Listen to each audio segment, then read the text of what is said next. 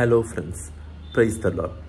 இந்த உலகத்தில் நம்ம ஒரு வேலையை தேடும்போது அவங்க கேட்குற ஒரு முக்கியமான கேள்வி, உங்களுக்கு அனுபவம் இருக்கா அப்படின்னு. ஆனால் லூக்கா 19 ஒரு கழுதைக்குட்டியை பற்றி நம்ம தியானிச்சுட்டு வரோம். அந்த கழுதைக்குட்டியில் லூக்கா 19:30 அந்த வசனம் தெளிவாக போட்டிருக்கு, அந்த கழுதை மேலே ஒரு மனுஷனும் இதுவரைக்கும் ஏறினது இல்லை அப்படின்னு. அப்படின்னா அந்த கழுதைக்கு இதற்கு முன்பதாக ஒரு எக்ஸ்பீரியன்ஸ் கிடையாது. அந்த கழுதைக்கு ஒரு பயிற்சி கொடுக்கப்படலை. ஒருத்தரை ஏற்றிக்கொண்டு போகணும்னா நீ இப்படி தான் ஏற்றிக்கொண்டு போகணுங்கிற ஒரு பயிற்சி கொடுக்கப்படலை. ஆனாலும் அந்த கழுதைக்கு அனுபவம் இல்லைனாலும் ஒரு அர்ப்பணிப்போடு அந்த கழுதை என்ன பண்ணுச்சு? இயேசுவை ஏற்றிக்கொண்டு செல்லுச்சு. ஸோ கர்த்தர் நம்மளை பயன்படுத்தணும் அப்படின்னா நமக்கு அனுபவம் இருக்கணுங்கிறது அவசியம் கிடையாது. நம்ம கர்த்தருக்கு ஒரு அர்ப்பணிப்பு இருந்துச்சுன்னா போதும். அந்த கழுதைக்குட்டி அர்ப்பணிச்சதுனால இன்றைக்கு வேத புஸ்தகத்தில் ஒரு கழுதைக்குட்டிங்கிற ஒரு கேரக்டர் நம்ம என்ன பண்ணுறோம்?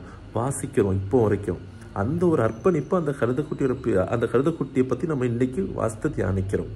ஸோ அதே போல் நம்ம வாழ்க்கையிலையும் கர்த்தர் நம்மளை பயன்படுத்துவதற்கு உங்களுக்கு அனுபவமோ தாளந்தோ திறமையை காட்டிலும் ரொம்ப ரொம்ப முக்கியமானது என்ன அப்படின்னா அர்ப்பணிப்பு.